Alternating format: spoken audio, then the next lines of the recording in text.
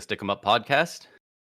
Brundi, this is our day two, our second part two of two for covering Free Agent Frenzy, because there was such a crazy free agency couple of days, really, that there was just so much going on. Like, our last episode was quite a long listen, and we've still got more to go. They spent way more than the past record for how much was spent on the first day of free agency, and I know we had talked about it before, but I think there are a few of these contracts that teams are probably going to be regretting in a couple years' time. Yeah, we touched on a couple of that I already thought were going to end up not being great deals long term. Like in the short term, sure, maybe, but long term, probably not. And I mean, the first one that depends which way you want to look at it is the Chris Tanev deal with Toronto. Obviously, got traded there from Dallas after, once Toronto put that offer of 6 years there, like no one could compete with that, and no one was willing to match that. So it was kind of a done deal there. And what are your thoughts on this Tanev Toronto situation now? It's tough to say, because I do think that Chris Tanev is one of the types of pieces that Toronto really needed. They definitely need, solid defensemen they can depend on to do the job and be a good stay-at-home defenseman. But Tanev he's getting old. I mean, how old is he even right now? 34, I think. Yeah, 34. Like, he's no spring chicken, but he's going to be 40 by the end of this contract. And 4.5 cap hit is fair now, but he's getting old. He plays a shutdown style of defense where he blocks every shot. Like, how long can he play at $4.5 million worth of value to you? And for a team that has a couple of contracts that, kind of weigh them down, it's hard to see this aging that well unless they get some real playoff success going. Yeah, right. Like, I mean, again, this is one of those deals that, in the short term, like as of right now, I kind of like it because Tanev is like almost exactly what Toronto needs. They need a good, solid defensive defense. And not only that, he plays on the right side, which helps fit even more there. He grew up in the Toronto area, so he's coming back home. He wants to play there. Like it's kind of a relatively cheap deal for what you're getting out of Tanev at that 4.5 mark. So, for this year and the following 2 years, maybe the following 3 years, I really like this deal. But, when you get to that tail end, how good of a contract is it going to be for Toronto? And not only that, does he even play out the rest of the deal? Or does it kind of become, the last 2 years or the last year based on the way he plays? Is he kind of just shifted to LTIR and then he's still getting his money, but it's not counting towards, Toronto's cap situation at that point? I'm curious to see how the whole deal goes because I think right now it's very solid, but, in a couple of years we might be being like, it's not a great deal now, but all they got to do is win a cup with them, and it's a great deal regardless. Yeah, for sure. Like, I definitely wonder if they're almost planning on him not playing this full contract and having a bit of a Shea Weber contract on their hands there, where it's just, he can have his money, but it's not affecting us on the cap anymore. And maybe it even gives him some LTIR cap relief. So it'll be interesting to see how that plays out. 6 years is steep, though. See, but here's the thing, right? Is like, I see a lot of people being like, oh, the Tanev deal is too long. Like it's, this and that and whatnot. But then it's like, okay, but it's basically the same thing as the Jacob Slavin deal. Because Slavin, again, is also taking him until he's, 39, 40. And he's making more money doing it. And, you could split hairs either way, whatever way you're on. But I think that's the 1 and 2 in the league for, stay-at-home defensive defensemen that put their bodies on the line more than you could argue anybody in the league with how many shots they block and hits they take. And so I kind of view them as the same thing. They're both great deals right now for their respective teams, but in the back half of those contracts, they're not going to be looking as great. But again, if you just win one cup with them on your team, the rest of the deal doesn't even matter. Like even if it ends up being a bad deal, it's like whatever. It played a role in us winning the cup. So yeah, but Slavin is only 30 right now, and he's got another. He's gonna after next season, I believe. He'll be on 8 years from there, so it'll take him till he's 39. yeah. So I mean, basically the same thing. Like in the league, But whether you're 39 or 40, it's. But Jacob Slavin he's a better player than Chris Tanev. I really like Chris Tanev, but I don't think they're that. I think it depends on what way you look at it, though. Like if you're looking strictly within your own end, I'm taking Chris Tanev all day. But if you're I talking between both ends of the ice and a little bit of more offensive upside that Slavin has, so all around kind of two-way more, I'm like, and again, it's not saying Slavin's bad in his own end, but I think again, Chris Tanev has always kind of been a guy that, I talk very highly, but I feel like is always kind of, underrated a little bit just because he doesn't have that. I would agree that he's underrated because other he guys doesn't have numbers that jump out at you. Yeah, he doesn't have. You can't look at any numbers and have them jump out at you other than shots blocked or something like that. Exactly right. But Tanev is a very good defensive defenseman, but even in his best season in the NHL, I would say he's never been elite. I think Slavin's been elite for a number of years now. I think there's a decent bit of a skill gap there, and it's also the team fit. I think Carolina is a lot more poised to do damage in the playoffs in the first 3 years of that extension than Toronto will be because of deals like, what are they going to do with Marner? And can they find a way to move Tavares? Is he coming back at a discount? Or are they buying him out? Because right now it's just, 11.5? Like, that takes up a lot of your room. I've heard we might get stripped of the I've heard rumors, yeah. And anyone saying it because it's because they've been of from him pretty credible sources too, which is why I'm like, yeah. Anybody saying that it's because of Tavares clearly just hasn't been paying attention, though. I think it's just because they want Matthews to have the C now. He just put up 69 goals. He's been in the league for several years at this point. I think they want Matthews to be the captain at this point. Whether he wants it or not, whether he's right for the job can be up for debate. Very fair, yeah. They want to sell 34 jerseys with a C on them.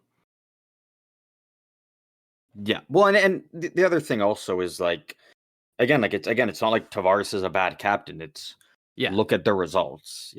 In 6 years, they've gotten past the first round once, and they got shit kicked in the second round. So again, it's not like Tavares is bad, but sometimes San Jose did it multiple times with multiple guys on their roster that stuck around. Sometimes it's just you got to change something up, and look at, I mean, a lot of other moves, kind of very similar to what Toronto did with San Jose. They stripped Thornton of the C, and then they went, I think, a year without a captain. And then in Pavelski's first year, boom, they went to the Cup final. And it's like, again, it's not like Thornton was a bad captain or anything. It's just sometimes you just need a little bit of a shakeup, and you need to kind of inject something new into that locker room. And with a brand new coach, like now's the time to do it. Yeah. Especially now that Matthews is also, re-signed and is sticking around. Like, if you're going to pull the trigger on it at any point, like, you might as well do it now. If you're not doing it now, you're probably waiting till Matthews is 30, 31. Like, I think basically when Tavares is gone. Like, yeah. And like, everyone always shits on the core four over there in Toronto, right? But it's not the players. It genuinely, in my opinion, is not the players. I think all of them are fine at their cap hit. Tavares is a bit of an overpay, but I think most teams could stomach it. It's the fact that they have all of them at once.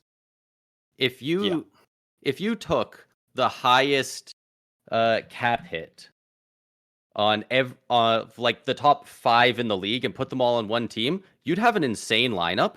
I don't think that team could win a Stanley Cup. Yeah, no. Because Because you would have because absolutely piss how all for depth. yeah, how can you make a roster around it? Like it's just impossible when you're paying multiple guys that high of a percentage of the amount of money you're allowed to have. Like you just really can't. Especially because what they're taking up like 50 I think it's like percent of 51, their cap hit. 52. So basically, you're looking at it. If they want them to go on a run in the playoffs and win the cup, they have between the 4 of them, they basically have to score 50% of the team's goals. Like Yeah. you're paying them half of your salary cap. You need them to like carry the workload, the 4 of them. And it's again, they're not doing like, could they do a bit of a better job? Some of them, yeah, obviously. But to expect them to do that, like it's just it doesn't work. And we're starting to see them make a couple moves that help make the team a bit more well-rounded. I'm not crazy about their forward depth, but I like the look of their defense a bit more. Goaltending, I mean, we'll see. I'm not really going to say whether it's a good or bad. It's a we'll see. Um, but like I like this Tanev deal a lot for the Leafs right now, though. To sum it all up from where we started to here, I think it's a fantastic deal right now, and again, the time for Toronto to win is right now. Like the next 2 to 3 years, you got to hope you win a cup in that time, or then you're I think a new window could open in about 2 years. But it all depends on what they do with Tavares and what they do with Marner are the main ones. Nylander is now locked in.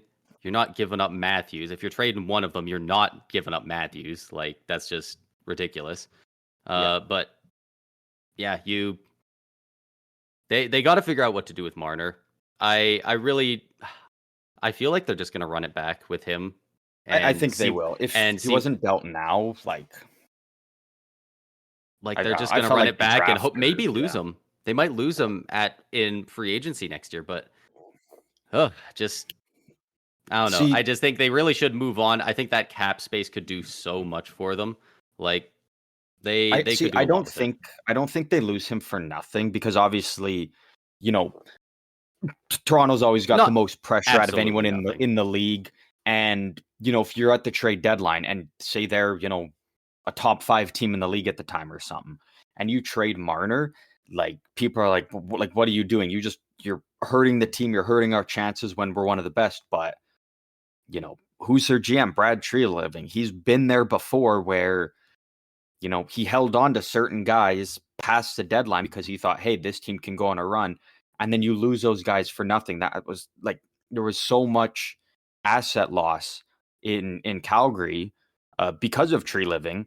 And so if he does that again with Toronto, like he's done.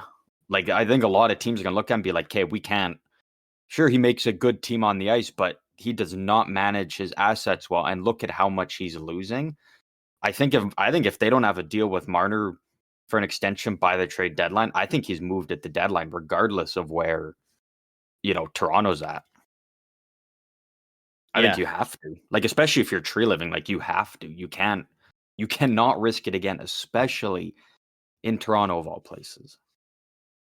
Yeah, I completely agree. And I just decided to search it up just because, for argument's sake, if you were to take the highest cap hit players in the league, the top 5 right now, your team would have Austin Matthews, Nathan McKinnon, Connor McDavid, Artemi Panarin, and Elias Pettersson. That would be a stacked top 6, no matter who the 6th guy is. But you'd be taking up $61.6 million. The cap hit right now in the NHL going into next season is $88 million. So what would that leave you with? Around 26 point something thousand or $1 million to put together the rest of your forwards, your goalies, and your entire blue line. Yeah. Like that's an insane. Your power play is going to be nuts. But like, who fill out with a bunch of bums with those guys? I think the Panthers from this year probably beat you. Yeah.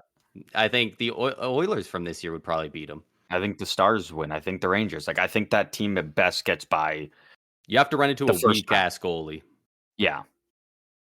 But the thing is, like, yeah. The one thing also, it's just salary structure, right? It's just we live in this is a hard cap league. None of the other sports leagues have a cap that works the same way that the NHL does, and you have to plan for it. And even if you're getting a guy at market value or even less, if it still adds up that quickly, you got to make some compromises. you 100% have to. So moving on from the Leafs, the other big deal for kind of a blue liner one that we haven't talked about is Stanley Cup champion now Brandon Montour going to the Seattle Kraken. I don't have the exact contract pulled up here. I know it's 7 years. I've got it right here. Okay. It's 7 years. It is exactly $50 million. He has a cap hit of $7.142 million per year. So I mean, for Montour right now, what we know he's capable of, like, we know he's a guy that can, rack up 60 points in a season. He's a guy that can be a beast in the playoffs. He's a Stanley Cup champion now. So obviously, third you're in gonna have to pay him a bit more. Third in Conn Smythe voting, second on his team in a winning year. So, I mean, that for 7.14, that's not bad. And he's 30 years old. It it might not be as good later, but exactly, it's one of those deals again that the back half probably not as great, but right now I think he fits exactly what I think it's great Seattle needs, especially with the amount of young players that they have coming up. Tolvanen's a guy that a young guy kind of still on the rise with that team. He only seems to be getting better. He re-upped on a 2-year deal. You've got Matty Beniers. You've got Shane Wright. That's, I'm assuming he's going to be in full time in the league next year. And then even helping the guy out on the back end like Vince Dunn. I want to like it's such a good fit for Seattle right now in the direction that they're trying to go in. Again, back half of the deal, might not be. I don't even think back great, half. Like, I'm thinking the final 2 years might not look great, but I don't see Montour be falling off that much in the next 3 to 4 years. Yeah, no, I guess I say back half, but I do mean like the last like 2 years or maybe the last year. But again, he might not even play out that full deal with. Yeah, and it's a full no trade clause for the first 3 years, and then the final 4 years it's a modified no trade. Yeah, so Seattle could get out of it if need be. Yeah, that it's a full no trade, and then starting 2027, it's the player submits a 15-team no trade list. So you still have half the teams in the league to work with. Yeah. So I mean, I think it's a great deal for Seattle. I think it's a great deal for Montour to a guy that 2-3 years ago was traded for a 3rd round pick, has now managed to secure a deal worth over $50 million. Like, tidy work by him and tidy work by Seattle. So, I like that deal. Yeah. And since you brought up Eli Tolvanen, his 2-year contract extension, for those who haven't heard, is $3.475 million for 2 years. So just under $3.5 million cap hit. That's, I don't think the Kraken are that worried about hitting the cap ceiling anytime soon.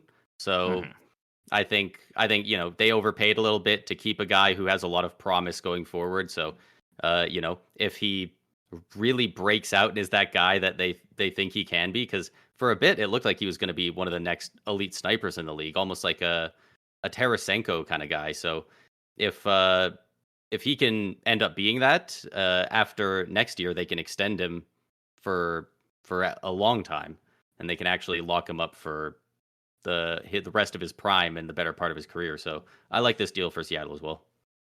Yeah, yes, I think aside from I made it very clear I wasn't a big fan of the Chandler Stevenson deal, but these other deals that they're making I think is great for them. So Seattle's another team that I think had a they don't get talked about as much as other teams around the league, but I think in terms of their whole off season, I think it's pretty nicely done by them. I'm curious And to I see what this especially team is going to liked, be looking like next season. yeah, I especially liked a lot of the picks they made in the first 2-3 rounds of the draft as well. Yeah. Um, They made some good picks. we've But got one more extension here, a yeah, trade, and I'll let you then take the we can talk about the rookie signings. run Uh, with the extension. It's all you, boo. yeah, so last episode we talked about the how Stamkos signed with the Nashville Predators, and luckily we did, as Lightning fans, we did not have to wait too long on a extension for Victor Hedman. Thank God, because that would have killed our fan base going another season wondering what the hell are they doing.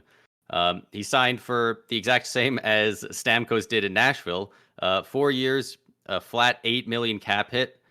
I can't imagine he gets a raise at the end of this. It's No. insane that the most Victor Hedman's ever been paid in an NHL season is $8 million. Yeah. That's And insane. I think it's safe to say, you know, future Tampa Bay captain Victor Hedman as well. I think when we're talking about him here. I really think so. I think he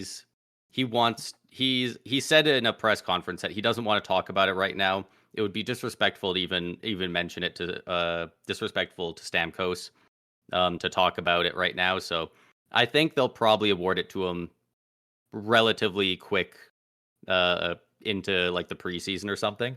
Yeah, But like kind of during training camp or right before, like, yeah, in a couple first months. preseason game or something. Like, yeah, it won't be right away, but like, I think it's safe to assume that it's coming at some point before the Yeah. start of next season. And I don't doubt that he already knows if he's going to get it or when he's going to get it. It's just kind of a when do we want to announce it? When does it feel right? Yeah. Because other than him, I mean, unless you really just want him to be that veteran presence and then put the C on point, maybe. Like if you I was don't gonna give it, say if Point's the Hedman only actively one that doesn't want it, I think you give it to Point because he does a decent bit of rallying the troops. Kucherov finally this past year got a permanent A on his jersey. Before that, it was a rotating A.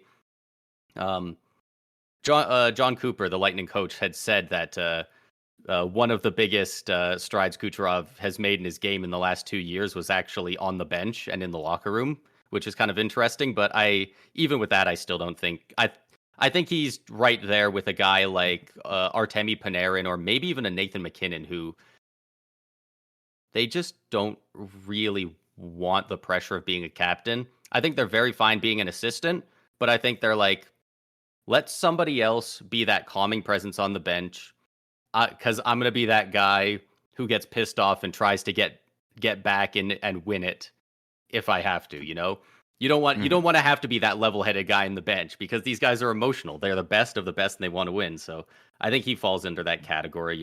I bet Draisaitl would fit in that category too if he wasn't stapled to McDavid. I'm so glad you're staying away from the one name that everybody kind of talks about, and they're like, "Oh, Cooch isn't going to get the C because he's like Malkin," and it's like Malkin is like such a fucking bad comparison because he spent like his entire career behind Sidney Crosby, and you ain't ever like Sidney Crosby is never getting stripped of it. Like as we're going to talk about in a sec here, potentially a new deal coming up here at the Penguins. Like he's not going anywhere. He's a Penguin for life. And Malkin probably would be a fine captain in the league, like 100%. But there's no way you're getting the C when Sidney Crosby's on your team. Yeah, like Canada's going to go to the Olympics in 2026. They're going to have a stacked team, but guess what? Crosby's probably getting the C because I think he is going to go down as the unless he greatest asks leader for McDavid in NHL history or hockey history. Yeah. See, I think Crosby would just do the power move and be like, "Nah, McKinnon." I think Crosby just be like, "Nah, give it to my boy Nate instead." Like, give it to Marchand. Let's just gas him up a little bit more now here. Even I do think Malkin could fit in that category though. Not of the guys who wouldn't be a good captain. I think of guys that maybe don't want to be captain. They don't want what comes with it. I think Malkin would, if the opportunity was there. I think Malkin would be like, "Yeah, let's do it." I think he probably would. I don't think there's a lot of guys that would say like actively no to it, but I think Malkin, like, he's one of those guys that, like, I just don't think Malkin's in the same kind of category as some of the other guys that were mentioned. Like, he's a guy that I could easily see wearing a C. Whereas again, some of those guys that you mentioned, like the Panarin, the Kucherov, like those are guys that again are just they're better suited with an A, and they just go out there and they play their game. They don't want to have to worry about being the captain, being a leader too. They're fine wearing their A, and they're going out there strictly to do business, and that's just put the puck in the net or give it to your teammate and have him put the puck in the net. Like that's just who they are, and there's absolutely nothing wrong with that. Yeah, I'm just surprised you don't see exactly that in Malkin. That's he's one of those guys that's a bit of a could be a bit of a hothead when he's behind and stuff like that. Like because he wants to win so much, because he's but we've seen that from other captains in the league. Like we saw that times with Iginla, with Joe Thornton, with Jamie Benn. Like there's and Malkin plays a big style like those guys. He uses his body a lot. So yeah. I could see it more with Malkin than just with some of the other guys, but more than anything, I just hate the comparison because he was behind Crosby. That's fair. And that's not the reason he doesn't have it. That's not what I'm saying. That obviously it's because he's behind Sid the freaking kid. But like unless man. Obviously he's been a captain for over a decade, but Ovechkin, I would not pin him as a guy who'd want to be captain. So like, we don't know these guys personally. Maybe they all really want to be captain. But man, Ovi loves the bright lights. Yeah. He loves that shit, man. He was fucking pumped when he got to see at that age, and he was like, fuck yeah, like this is my team. I can't believe how long it took him. I'm running with it. And you know what? The defining, thing of his legacy was, can he ever lead the Caps to a cup? And not only did he win a cup with the Caps, he fucking led that team pretty dang good. Like, which it was so huge because I really did not want to see Ovi, most goals all time in the NHL, all these things, but it's like I just couldn't get it done. Yeah, like stud. 2010. It took him till 2010 to get the C. Like he's drafted 04. 04. Obviously, they had the lockout year, but I just when did Crosby get it? Probably 06, 07? See, but the thing is, I'm gonna look it up here. And I think it was because they already had, I don't think they had a captain in Pittsburgh. They had Chris Clark as captain in Washington at the time. But yeah, it's just one of those things looking back that I didn't remember it taking that long. But Jeff Halpern was captain of the Capitals. I had no 05, 06. And then Chris Clark from 06 to 2010.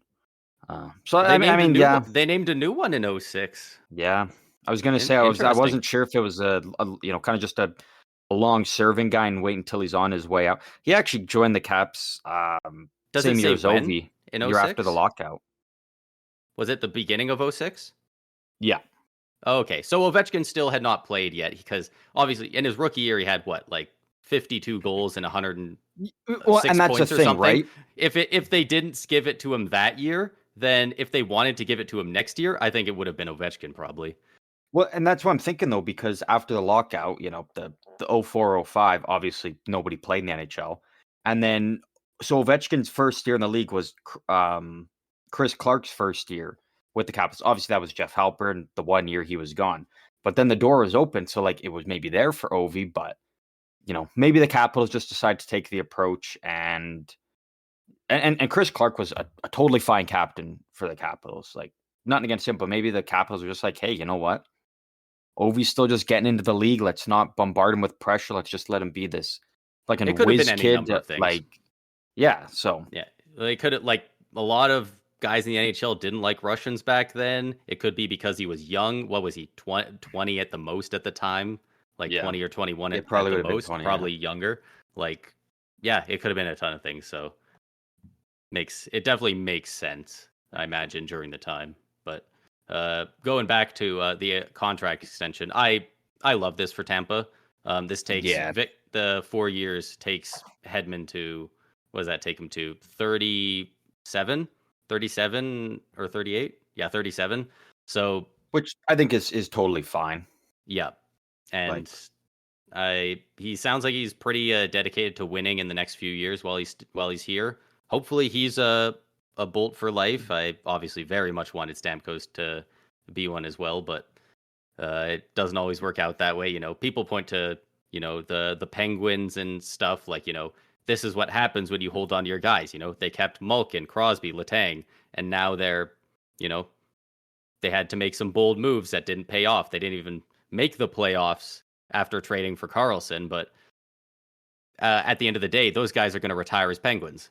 So yeah, what is it? What does it mean to each individual, right? Well, and the other thing is again, Tampa Bay's window is still definitely open. I think you bring back Stamkos. I think that closes your window a little bit more in terms of kind of the next couple years, like this upcoming year if they kept Stamkos, still wide open. But then you're just ticking down the clock, and it's like, all right, when's the window closing? Whereas you were in a position where you could let Stamkos go. You bring in Jake Gensel, who again I love Stamkos, love everything he did for the team, on the ice, off the ice, everything, leadership. But Jake Gensel is right now gonna be the better fit. Yeah, and so if you you also you re-sign Stamkos, you probably could actually still re-sign Hedman, but again, I think you make your team younger, a little bit better, and Hedman's ready. He's ready to take on that. See, he's been ready for a while. It's time to be all right, let's you're our guy now. Lead us to the promised land. Lead us to a cup. Be the first one on the team to lift the cup up. And Hedman's also one of those guys. He's different from a Montour, a Tanev. I see him as a Brent Burns, where he can probably play till he's 40 and still be playing at a very probably not an elite level, but still a very high level. And so, whereas Stamkos forwards don't tend to be able to play in that 40 like defensemen. You have to be a lot faster.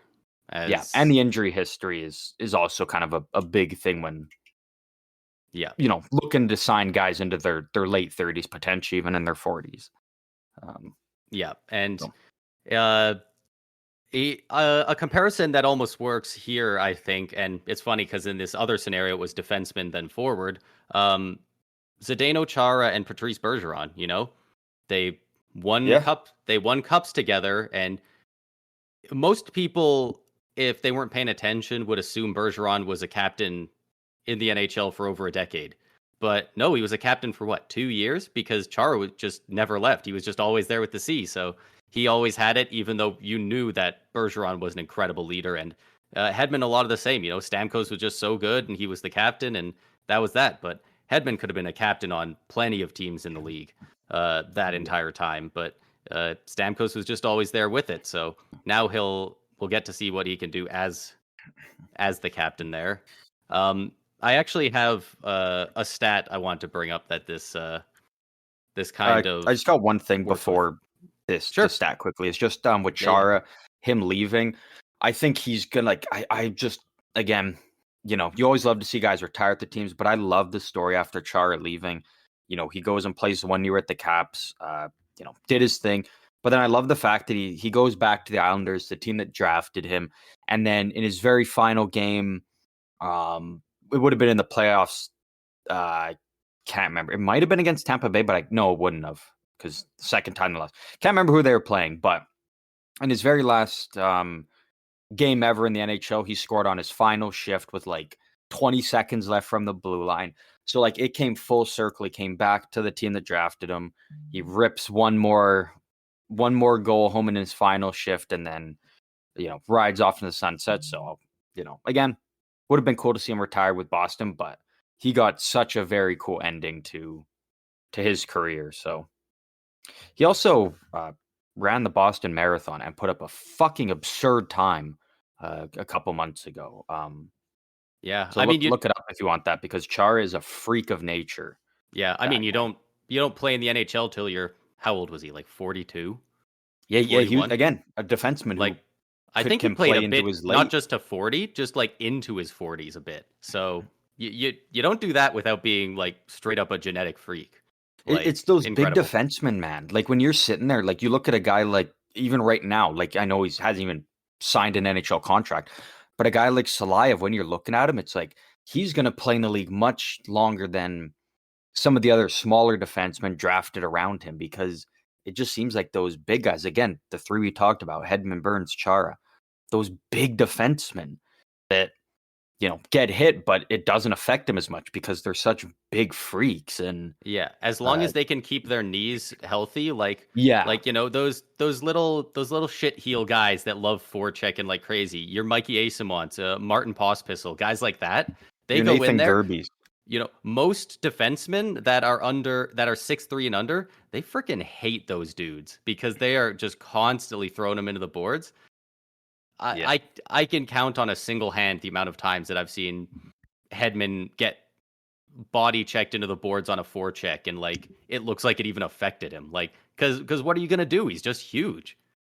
Like, you're gonna be putting your shoulder into his midsection. You can't even properly hit him when they're that tall. So it's like those big defensemen, they have such a long lifespan in this league. Like, and you can get away even not being the greatest. Like, if you're a forward, you're not a great skater, your time runs out a lot shorter. Whereas if you're a defenseman, but you're smart about how you play in your own end, and when guys are coming on you, a lot of positioning. Like, you can have a lengthy career. So, what was your stat? You had a stat on. Yeah. So we don't have to take very long on this. We can take, we give you a minute or something. Is it? This is your trivia. Yeah. I got. Why didn't you say that? I got a little bit of trivia because I kind of botched it a little bit. But there are 2 players, and I've got their individual point totals here as well. I've got 2 players here that both in their careers scored over 1,000 points, and neither of them ever reached 80 points in a single season. Holy shit. Can you name these 2 players? Holy shit. No. That's such a that's fair. Fucking hard question. It's insanely niche. Okay, I'm gonna have to look up.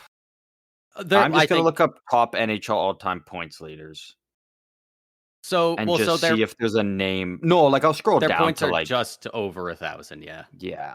Like, I'm not gonna go look at it. I just want to see so I can get kind of a range of like who I'm looking at even. I would be shocked if you guessed one of them. I think you can get the other one. Like, I just want to so I can be in a ballpark. And okay, so I mean, even just a little over 1,000, they're still in the top 100 all time. Okay, first one I'm gonna see, because I'd be fucking floored if he had 80 points in a season. Doug Weight. Nope, it ain't him. Okay. So he probably put up 80 at some point.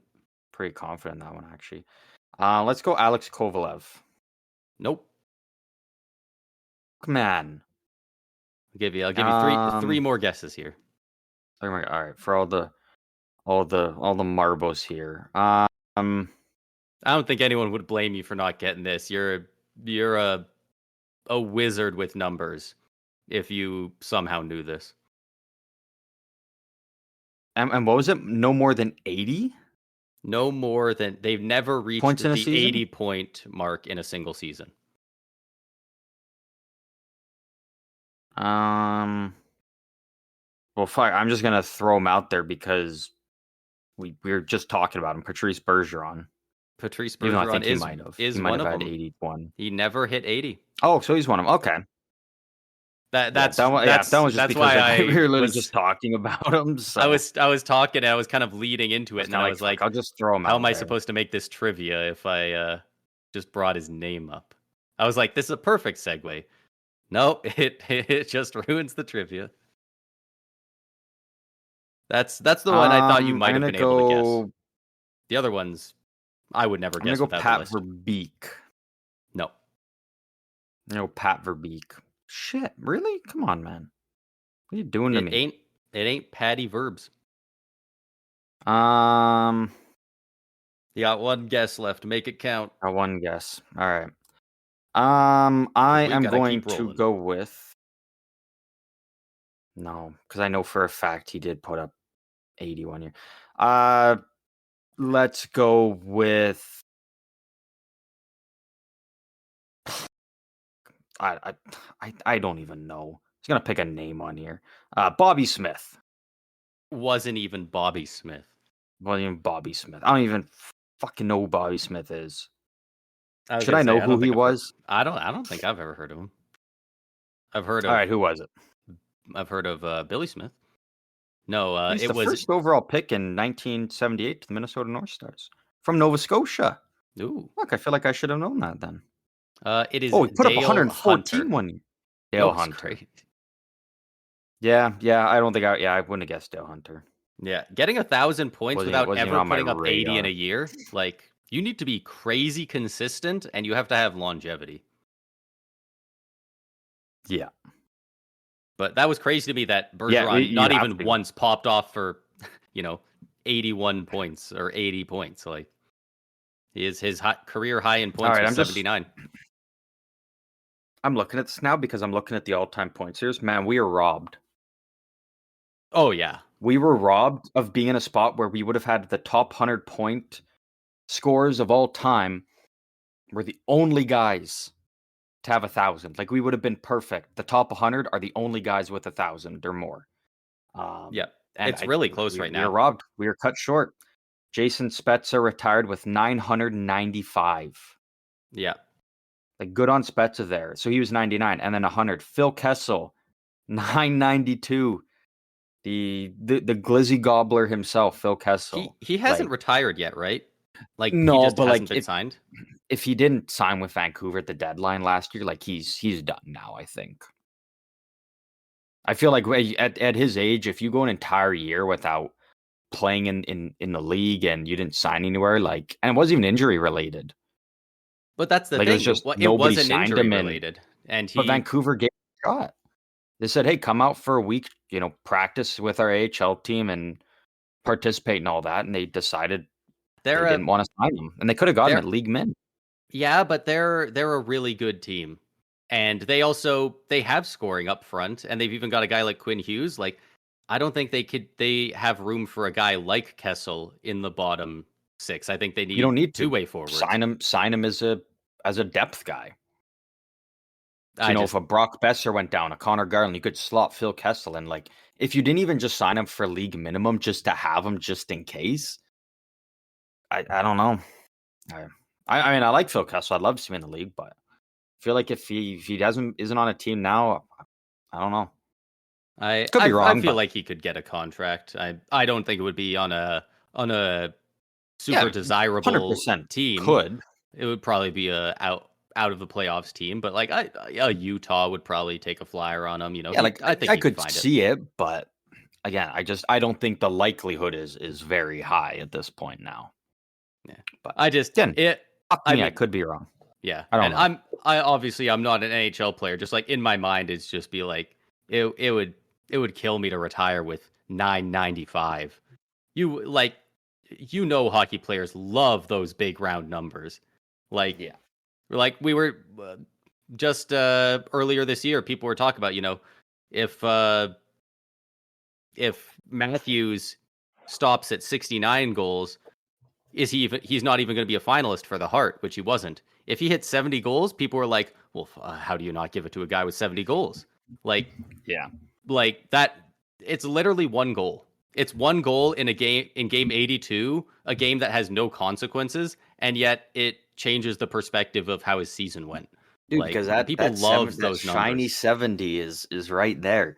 And the thing is we're talking about though, and I wouldn't even say it's about like the round number. I mean, it kind of is, because like being able to say, hey, I tucked 70, kind of sick.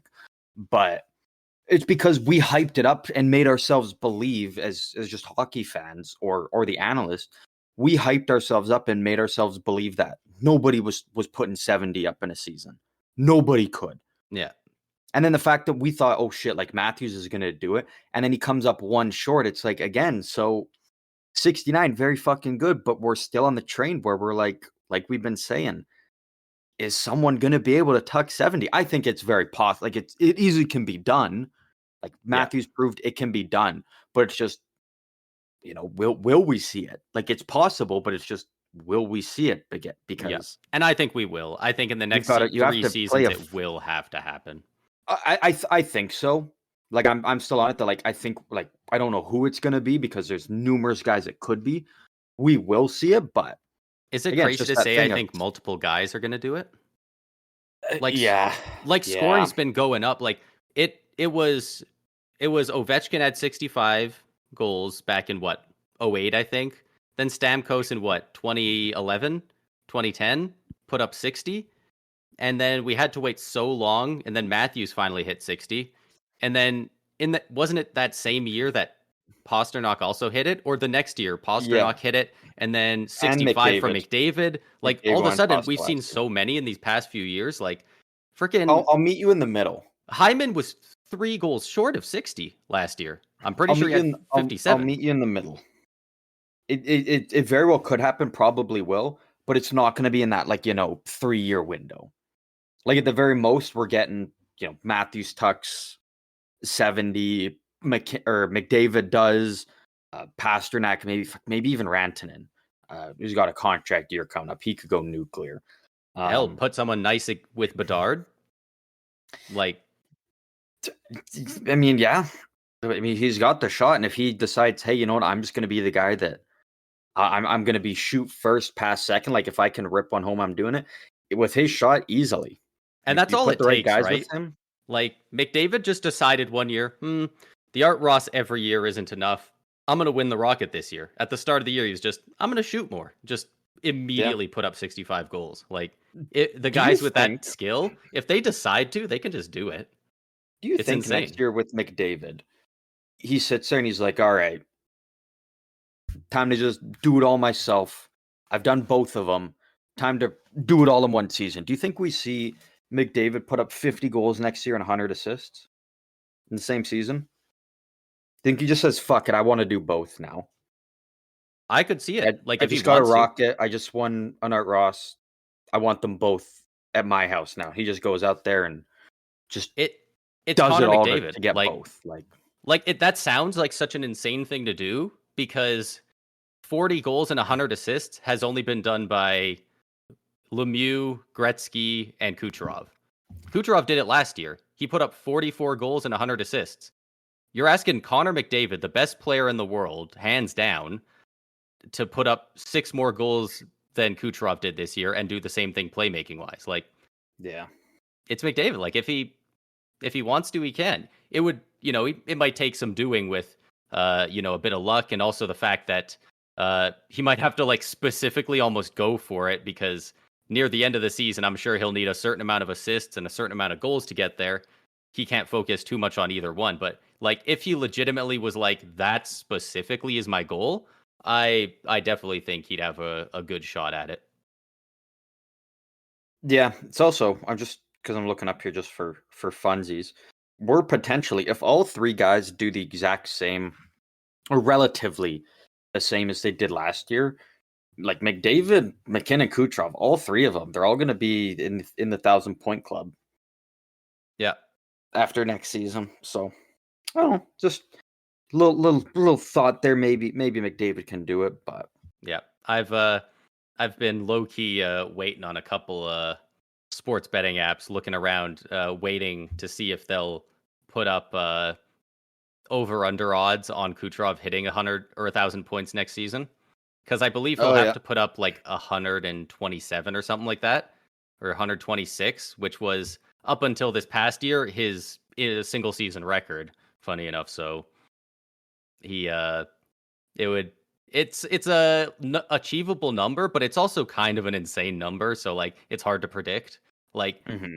like McDavid could look insanely dominant and win the Hart next year with 110 points. We've seen it plenty of Yeah, times. It just scoring seems to be keep going up. So yeah, like yeah. it's so hard to predict. The Art Ross winner could have 115 points next year. They could have like they could have fucking 155. Like It is very possible. like who knows? It's right there. It's a very unpredictable and fun time to be watching the NHL. Yeah, Generally, obviously not in freaking early July, early to yeah. mid July, but Or if you're a um, Columbus Blue Jackets fan, probably don't have the most fun um uh, watching. shots fired from San Jose. Watch out, Columbus. Yeah, well, yeah. Show me what Columbus has ever done. A couple more things. One that kind of came out of nowhere on Friday here and kind of took a lot of people by surprise. The Buffalo Sabres have traded forward prospect Matthew Savoie to the Edmonton Oilers. Basically, like the other guy, haven't really heard much of him, but basically it's Matt Savoie for Ryan McLeod, who we talked about on the last episode of potentially being a cap casualty for the Oilers, as they were already over the cap, and again they got some other younger guys that they do need to sign still. So, what take me through? What are your thoughts on this deal here for both sides? So obviously a very core part of it is the salary cap situation in Edmonton. They need to clear some cap, and Ryan McLeod just ended up being the guy. I don't think they wanted to get rid of him, but they had to. But it's very strange because obviously Buffalo wants to win. Fuck, they want to get into the playoffs, man. God, are we at 20 years at this point? No, have they passed 20 years, or are they close? We're like, no. We're at like 14 or something. Oh, I thought they were like 18, 19, yeah, 20. No. There's a very good chance we do see it get to 20. Yeah, I mean, the East is right an now. Arms right race, now, right now, 14. I'm pretty sure. Yeah, they want to be at the minimum in the playoffs this year, and it's not looking super likely with how good the East is. But picking up Ryan McLeod definitely helps. Matt Savoie is probably not playing for him this year, maybe, but I don't think he'd be near as impactful as Ryan McLeod. So, it works for what they're trying to do, even if it might not be the best long-term approach for their team, which is weird because, like, for the Oilers, they're trying to move out cap, and they got back a real nice-looking prospect who could potentially be a big piece for them in the future if he develops properly. 9th overall pick in 2022. Also sent to the Sabres, Tyler Tullio. Don't know a ton about him. Looks like he was He was a 5th rounder drafted by Edmonton in 2020. So he's 22 years old. Looks like he might be.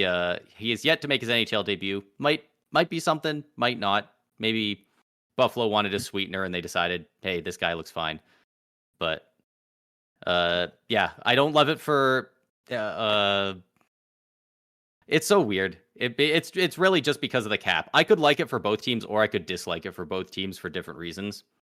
It's a very strange one, but I think it'll probably work out fine for both of them for what they're trying to do right now. I think so. And so it's not very often you see a team that, in Edmonton's position, they make a cap dump and you're like, oh shit, they won that deal. They made a cap dump and they're winning that deal because, I think Ryan McLeod, he'll do, solid third line center, whatever you want to write it up for Buffalo. More depth, sure. But Matt Savoie, I mean, he's a good prospect, but again, when you're looking at it from Buffalo's side, people say Buffalo got fleeced. I don't think they did. Because you also do need to look at it from Buffalo's perspective when, first of all, Savoie is listed as a centerman. I don't think he'll be a centerman in the NHL. I think just he's got the skill too, but again, it comes down to he's like what 5'9", $180. It's just it's so tough to see small guys like that be a centerman in the league and be an effective centerman.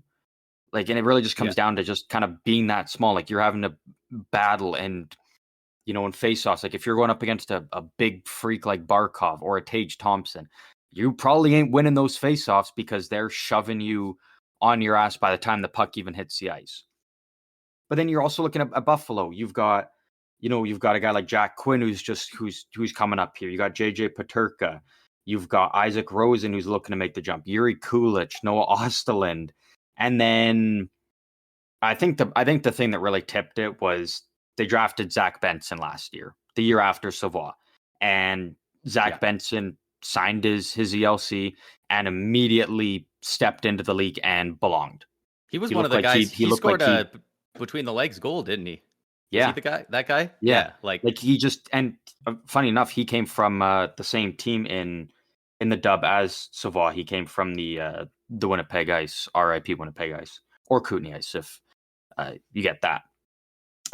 But so then again, Zach Benson comes in, just fits in better, more established already. Yeah, and at a then certain they draft point, it can't all be Helenius. young guys. Like, it can't. They just well, kept going. Tell Buffalo more to young stop guys. sucking. More Tell young them to guys. Stop being shit. Like, well, and this is them saying that. Like, you can't even if you get the top 3 guys in every draft till the end of time, if you never sign anyone new and you don't have anyone who's ready to play, like, it's just not going to work, They drafted Eichel first overall, or not first, second overall in 2015. Like, yeah. They just keep drafting, but like at a certain point, somebody's got to play. And like, obviously they've got guys much better than back then now playing in that top 6, but not every one of these guys is going to play. You're not going to have top 10 picks playing for all 12 spots in your forward core. So a guy like Ryan McLeod, he's going to help him now. He could maybe help develop some of those other guys as well. And if nothing else, he'll be more impactful than Savoie would be for you this year. Yeah, and then the final tipping point, I think, is they got Consta Helenius, who we're going to talk about in a sec here. He signed his ELC already. Like, it's basically, Savoie was good, but he kind of he got pushed out. And, so if you're looking at, you could be like, oh yeah, again, Edmonton fleeced Buffalo, but I think it helps Buffalo out now because they're like, they need to make the playoffs. They do not need another top 10, top 5, top 15 pick. They need to be in the playoffs. And for Edmonton, Savoie could fit in really good. He could be awesome. And it could be like, okay, Edmonton did win the deal because look what he's doing. But we saw with Edmonton before, Savoie's not far off from what Kailer Yamamoto was in terms of size. And Kailer Yamamoto was a former first-round pick as well. Went a little bit later, but in terms of size, he's maybe a bit lighter, but again, so you gotta figure out how you can make it work with a guy that has the skill that Savoie has, but is pretty undersized. You need to figure out how you can balance that and allow him to, play his game and be effective doing it. And if Edmonton can make it work, the best spot, I think. I think it could work out very well. I think it's a good deal for both sides. I still give the slight edge to Edmonton, but I think in terms of what both teams are looking at, I think it's a win-win still. It's weird because I kind of agree it's a win-win, but Buffalo being the win now team and Edmonton getting the future guy, it feels weird saying that given the situations they're in, but it makes sense. And but when you actually look into it and break it down, you're like, okay, I between the cap and Buffalo can't keep doing this with top picks, it does make sense. And I think Savoie put himself in possibly the best scenario he could be now. He's, I believe, a hometown boy for Edmonton as well. I gotta imagine he's an Alberta boy, not exactly Edmonton, but yeah. But he's like, I mean, it's got to be way easier to convince guys to be a winger instead of a centerman when there's a prospect of, if you're good, you get to play with Connor freaking McDavid. A small guy, if you're not going to be beating the crap out of people, you got to skate fast. I mean, who better to teach you how to skate than McDavid, right? Like, yeah, exactly. He's put in a nice spot to succeed there, and I hope he works out well with Edmonton, and hopefully McLeod can help Buffalo turn it around at some point here. Yeah, hopefully at some point, right? I'm just going to quickly adjust something here. Do you want to talk about Sid the Kid and what we're kind of, Sid the middle-aged man, and kind of, what it's looking like with him in Pittsburgh right now? Because I think you have the numbers, right? I don't know if there's any actual numbers out there, or if it's just rumors. So that's what it's looking like for the numbers there for. Oh, nice. Sid the middle-aged man and the Kyle Dubas Pittsburgh Penguins. Yeah, so it looks like there's nothing concrete behind it yet, but it does look like Crosby is pretty heavily rumored to have an extension. Not in place yet, but pretty soon he might sign one. It is rumored to be $10 million a year for 3 years, which, Crosby could ask for a lot of term if he wants, and I don't think the team would be hard pressed to give it to him. But I was genuinely wondering if he was just a madman enough to go back to 8.7 mil. He's always been that superstitious guy who's just 8.7 mil, and that's his thing. But yeah, 3 times 10. I mean, you get to keep a very arguably a top 5 player all time on your team. He's without Crosby, there might not be the Pittsburgh Penguins still in that city.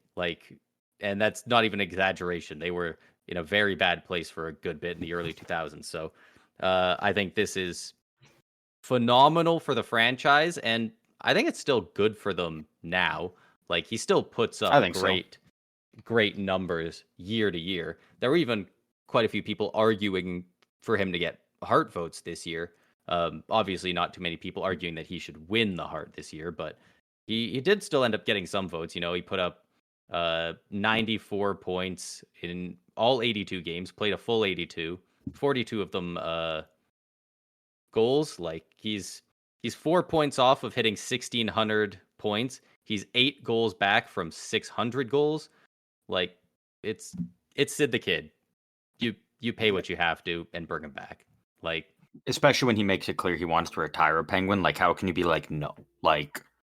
Yeah. If you're Kyle Dubas and you say no, you're run out of the city. You're done. I was gonna say I don't think it's go even out in public. An option. You can't go to restaurants. Not only are you probably gonna get mugged, you're not even gonna get served. You're calling an Uber and they see Kyle Dubas. They're like, yeah, fuck you, man, walk. No, they're probably you're in excited that they have part your of the city. Now. Yeah. You know what? Even so. Guys like Stamkos, guys like Patrick Kane, there was a very good chance they would be lifers with their teams, but at the end of the day, it didn't work out, and the team's not willing to put themselves in jeopardy for it. If Kyle Dubas says, I'm not extending Crosby, the owner says, fuck you, get out, hires a new guy, goes to hire new people, and in the interview process, number 1 is, what would you offer Sid? Kyle Dubas does not have the job security to let Sidney Crosby go. I don't know many guys that do. You gave up what was now the 14th overall pick, a Conta to Helenius, we just talked about. For Erik Karlsson, you still got Karlsson signed for the next 3 years at 10 mil. You have to go all in. You created this scenario where we're going all in. We're still going to win with our core. So you know what?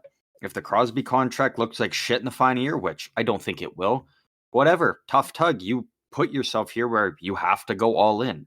Yeah, you have to throw every asset out the window to just go for it, and that's where the Penguins are at. So obviously Crosby was sticking around. It was basically just, what's the deal going to be? Is it going to be a he gets good and paid for the last couple years in the league, or is it he takes a shorter term discount deal to try and just win another cup? And again, nothing's confirmed, but it does kind of sound like talks are in place of it's going to be a 3-year deal at 10 mil there.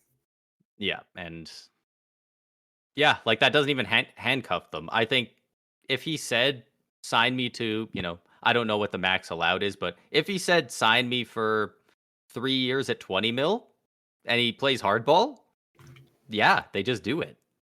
But I think at that point, I think you're nah, get bent. I think if he was putting himself up in the 20s, I think you just say, sorry, Sid, get bent. Go to so what? We're sending you to Colorado or so Montreal. What do they do? Trade him and what? Get better? Well, no, I think at that point you just have to be hey, you know what? We wanted Crosby to stick around. He wanted 20 mil a year. We weren't going to be a winner. We weren't going to be winning a cup, so we just said, fuck, rip the Band-Aid off. No, I think even then, 3 years, 20, I think they'd say, that sucks. But then you sit there and you're all right, we're not winning. You're basically in the Washington stage where you can't contend. They already are, pretty much. They just missed the playoffs after going in on Karlsson. I think they can. They just lost Gensel. Bounce back a bit more.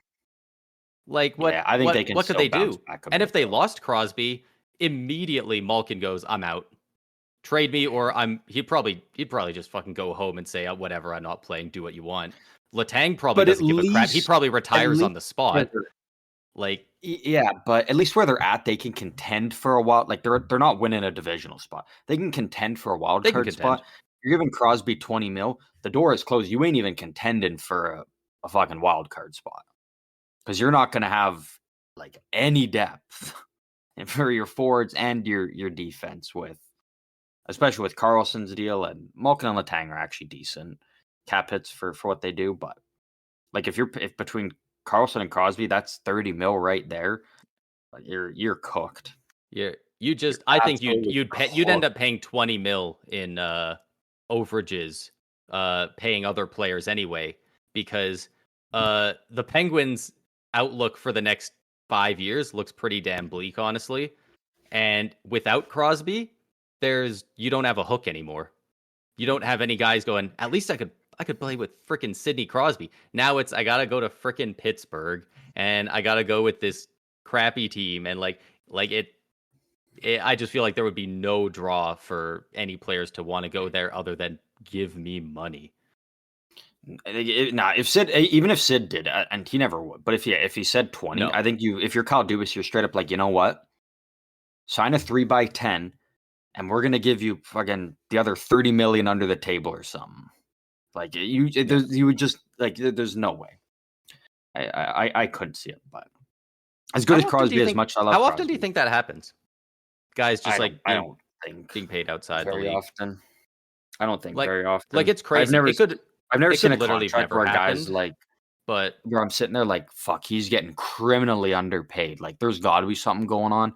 Like there's never been a deal where I'm like, fuck, like that guy literally, like he took that was the best he could get. Like, but like maybe there is, but I don't know. It's just one of those things that it's so interesting to think about because it could have happened over 1,000 times in the NHL's history, or it could have happened literally zero.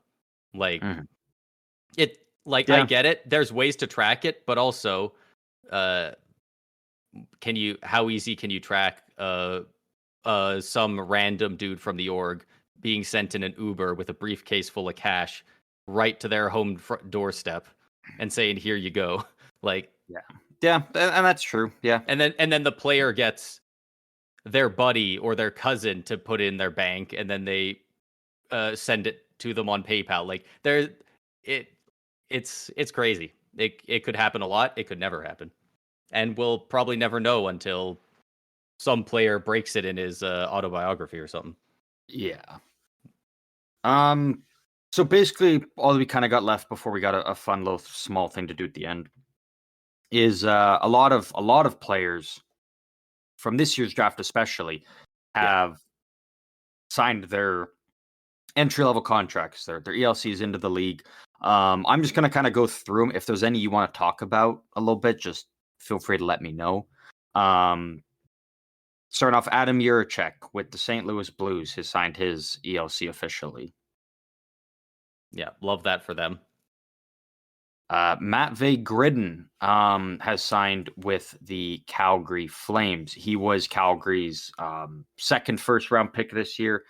It's a funny story with him. So he actually had signed and committed, I think it was to playing with Michigan in the NCAA next year. And then he was also selected in the OHL import draft, I think it was. Might have been the Q, but I'm going to say O. But now it's probably the Q. So then it sounded like his decision was, I'm not sure if I'm going to go now play in, the CHL here, or if I'm going to go down and play college hockey.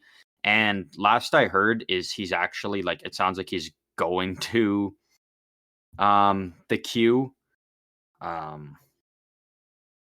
So there's that.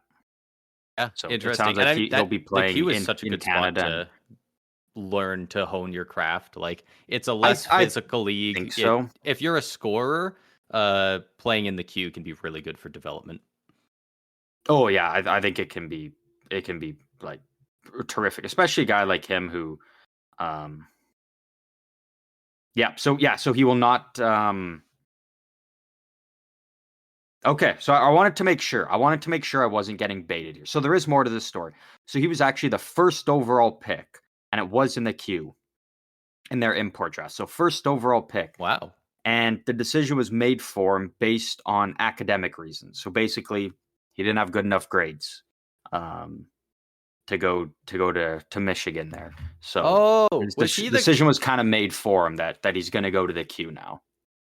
Was he? Yeah, was he the guy who said that he hates school in one of his entry interviews? I'm not sure on that.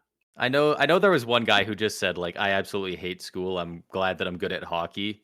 I know there was a couple guys talking about how like basically the courses are optional. I've heard so many conflicting things on how it works with being a college hockey player, but it sounds like there are ways to just like not really have to do the courses. You have to do school in some way. Like, I wonder if it's some kind of like, school credits type thing where you move it around and you kind of kick the can down the road. And then by the time where you usually have to catch up, it's just, no, fuck you, I'm going to the NHL kind of thing. Or no, I think you at least have to be in some class. I think you have to technically be listed as a full-time student. Yeah. For down there, what it is to qualify for that, I don't entirely know. But I think you at least have to meet the parameters and be classified as a full-time student to participate in those sports. Another Calgary signing, Zane Parekh, their hopefully future franchise defenseman, has signed with the Flames. I don't expect him to play in the NHL next year. Probably not. If you're the Flames, it's like, why rush it? Just give him a let him get another year of development. Yeah, they're clearly in it for the long haul with this rebuild now, so I don't think there'd be a reason to, unless he really goes, I'm ready. Let me. Yeah, unless he like balls out in training camp and wins a spot, which with Calgary's blue line, very possible, but I think they're better off letting him take another year. Yeah. Seattle Kraken, Berkeley Catton has signed his ELC. Love that for them. Yeah, that was one of the a lot of these guys, like there's basically two that I'm kind of looking at that I'm like, I think they're going to be in the NHL next year. The rest I'm like, probably not.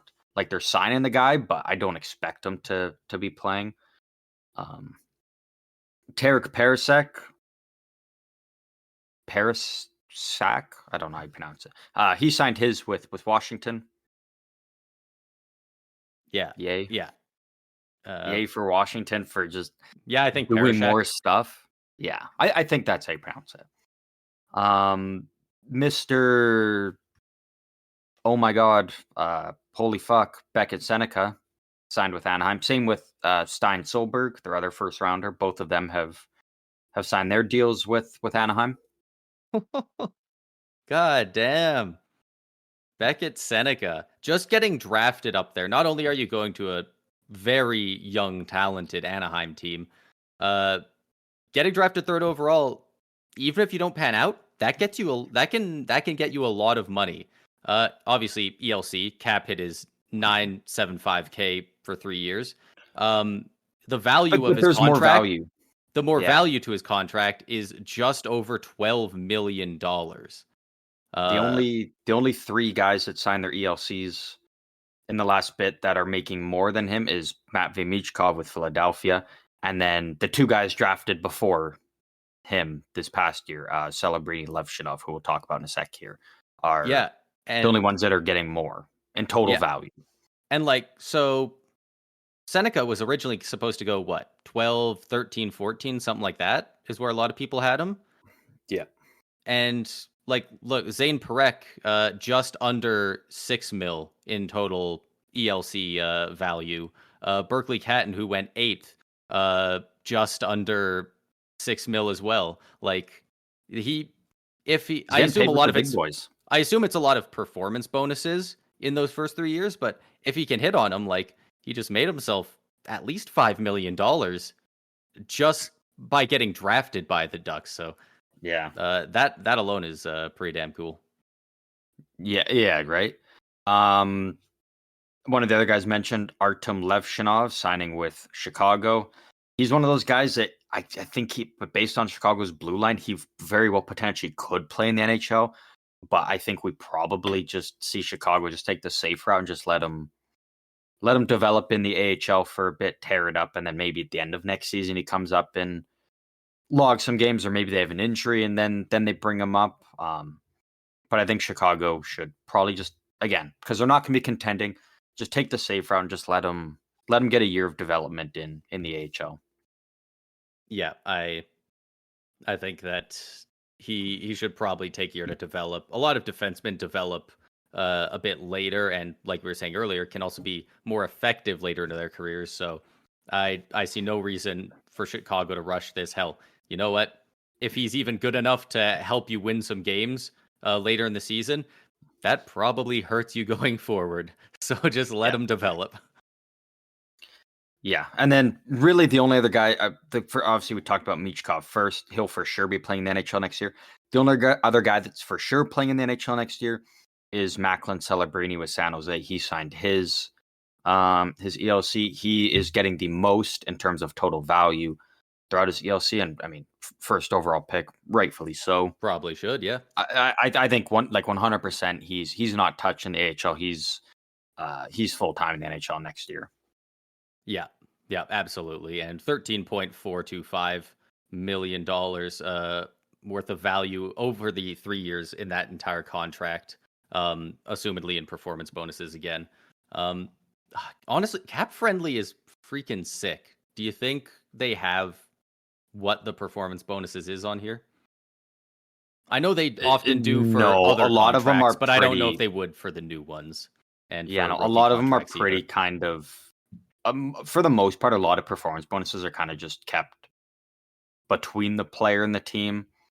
Like if there's a couple kind of big ones that is based on things like, winning the cup or like Kyle Post and whatnot is made a bit more public. But in terms of the ones of just reaching certain milestones, I think rookies whatnot, also are very under wraps. But a lot of them, sometimes I love to see Puckpedia keep this when maybe if at this point cap friendly goes down. It's currently July 8th, so no cap friendly is maybe, but it's probably it's like 99% gone. We just don't know when, I guess. Just waiting on the but deal I'd love to see through. them keep that info available, because a lot of players, it will, you can find it and it'll say, they get this much for 30 games played, this much for 50 games played, this much for 30 points on the year, this much for 20 goals, stuff like that, which is, I mean, that's got to be a good way to incentivize guys to do stuff. You're getting put in for the last 5 games of the year, and if you score 4 goals over those 5 games, you get an extra $500,000. I'm going to be busting my ass for that money. Yeah, and you mentioned with cap friendly, like we're just waiting for when the deal is made actually like fully official, because one of my buddies pointed this out to me. You go on cap friendly, you look at every recent, free agent signing, ELC signing, they've all got that little exclamation mark beside it for they're all unconfirmed. Like they're doing the bare minimum now. They're just waiting until the deal is official, and then it's done. Only 2 left for ELCs here. Jet Lachenko signed with Philly. He's not playing the NHL next year. 17 years old.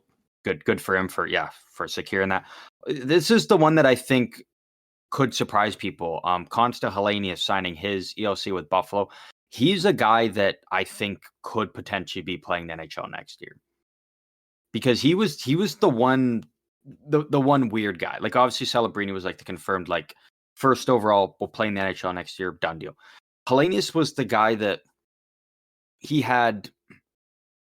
doesn't have as high of a ceiling as a lot of the other guys before him, but I think he's also got the highest floor. Like he was a very safe pick. Who in the last 5 years does that remind you of before they got drafted? Off the top of my head, I'm just trying to think off the top of my head. I'm not sure. Owen Power. Everyone said that about Owen Power. He's probably going to be one of the better players in the draft, but he was the guaranteed. Nobody thinks this guy will be any less than a top 4 forward at worst. Owen Power, yeah, just like you said 4, meant defenseman. Yeah. Oh, sorry, I just meant a player in the past 5 years that got drafted. Oh, okay. He just everyone, a big talking point was like, he's in a year of kind of uncertainty. He is the safest pick. There might be better guys, but we know this guy's going to be good regardless. So it is a bit interesting that Buffalo goes with a similar kind of scouted guy like that as well. And you know what? I mean, fuck, what team better than Buffalo, who's got this massive playoff-less streak going, to take the guy who's just going to be a guaranteed NHLer? Like, just give us some freaking guys who can play. Yeah. The and only other one I Helenius, he's the guy that a lot of offensive. Oh, I was going to say with Helenius, just a lot of offensive upside, but also his defensive game is a lot higher than a lot of the guys who went before him, which makes it easier for him to transition into the NHL because he does have a great two-way game. Now, never played over in North America, so that makes it a bit more tougher because, again, different ice size and whatnot, so kind of it takes a little bit for guys to develop a little bit more. But since he was playing over in Europe and signed, he is for sure either he's playing in the NHL next year or the AHL. There's no there's no like, CHL for him or going back over. Like, he's either with the Buffalo Sabres or he's down in the AHL for their AHL affiliate. So I'm curious to see what happens with him, because I think he was one of those guys that can easily, transition into the NHL a lot easier than some of the other guys a bit above him. But again, his ceiling isn't quite as high as some of those other guys if they can find their stride. Yeah, and sorry, I didn't mean to cut you off there before. Hey, no, but you're all good. I just noticed as we were looking through some of these, it wasn't actually an ELC signing, but the Hurricanes signed Josiah Slavin to a 2-year contract. So is that Jacob Slavin's brother? I would have to guess. I would assume so. Yeah. 2-year deal. I mean, 2-way contract, $775K. Like, that might be the minimum you can give a guy. But yeah, who knows? Maybe they catch vibes. That could be cool. Hey, interesting that Helenius is a 2-way guy, because he's listed as only a right winger. And, wingers generally are not phenomenal 2-way players, but especially right side wingers, I feel like. So it's so they got him on there, but he can play center. He can play center. Another fun thing, because you brought up Josiah Slavin signing with Carolina. Edmonton, so they traded for Matt Savoie, but just days earlier, they released his brother, Carter Savoie, who is with the team. So Carolina's reuniting the brothers, and Edmonton is recycling brothers there. That would be funny if they reached back out to him and were like, "Hey, we'll give you another shot." Yeah, come back over. Come back and rip it up with your brother. You can be the mascot. You want to be the ripped Lynx? Yeah. With the abs. What is his name? Is it Hunter? Something like For that. For what? The mascot. I think it's Hunter the Lynx. But yeah, is that all we got? Yeah, I think we've only kind of got our final one thing that we talked about. Yeah, is that the awards? Yeah. So for those of you who have joined us since the start of this past year, or those who just forgot, we of course did our NHL award predictions at the start of the year. Whether that was before the preseason last year or in the offseason, sometime back then, we did them. We had a couple of rules for it as well. I believe the first rule was you can't pick. Did we do you can't pick last year's winner, or did we just do you can't pick McDavid? I think it was basically just can't pick McDavid. Yeah. Yeah. Which, I mean, when you're looking at it, what did he? I don't think he didn't end up winning nothing. Yeah, I guess he got the Conn Smythe. Yeah, that was when we didn't even do that. I was gonna say that was like the one that we didn't do. That would have been crazy. Yeah, so he didn't even bring home anything. So there you go. So kind of helped us out when I was maybe handicapping us a bit, but it ended up working. So how do you want to do this? Do you just want to start each award? We'll each say who we had predicted, who won, and then we'll say either hey, we were right or I figure that might as well. That'll be a good way to go through it. Just bringing up the winners here, just in case I forgot. Just for clarity for everyone, we did the Calder, the Norris, the Hart, the Selke, the Art Ross, the Rocket Richard, the Jack Adams, the Vezina, and then a little fun, we did President's Trophy winner and Stanley Cup champion. We'll start off with the Jack Adams. We are both wrong. We picked the two coaches that were fired first. We could not have been more wrong. That up. We literally could not have been more wrong without picking coaches outside the league already. I picked Craig Berube of the St. Louis Blues. Yeah, and I had Woodcroft with Edmonton, so didn't work out well for us. Did not work out well for us in this life. I mean, the Berube one for you was such a kind of just an out there one. That was me building on my reach for St. Louis making the playoffs. Yeah, and then mine Woodcroft I thought was, I mean, if Edmonton turned it around at the time, when he got fired and they held on to him, they turned it around the way they did. I think Jay Woodcroft maybe wins it, but Edmonton, horrible start to the season, and you had to change something up, and it was easy to make a coaching change, and it worked out phenomenally well for them as well. Yeah. So, but Jay Woodcroft, you're a bum. You cost me some street cred out here on the pod. So, yeah, fuck you, man. But thank you for your time with San Jose. Where do we want to go next? Let's go freaking Lady Byng. The Lady Byng trophy this year was won by I didn't Jacob do Slavin. You didn't do the dang Lady Byng? No, why the fuck would I do that? Because I have it. Be like, oh, you're not getting your nose dirty. You watch from the side and you're a little. Listen, it's an NHL award, okay? It's hey, who's the biggest softy? Who's the kiss ass? I think it's more embarrassing to win that award. Didn't win it. But this year, which Tanev? Why would I give a fuck if Tanev won it? Because Jacob Slavin won it. Okay, so there you go. That further proves my point. Tanev gets in the dirty airs and mixes it up. Sounds Slavin like he takes a lot of penalties. You know what? He's a goon. No, it's a guy who put his face in front of a puck.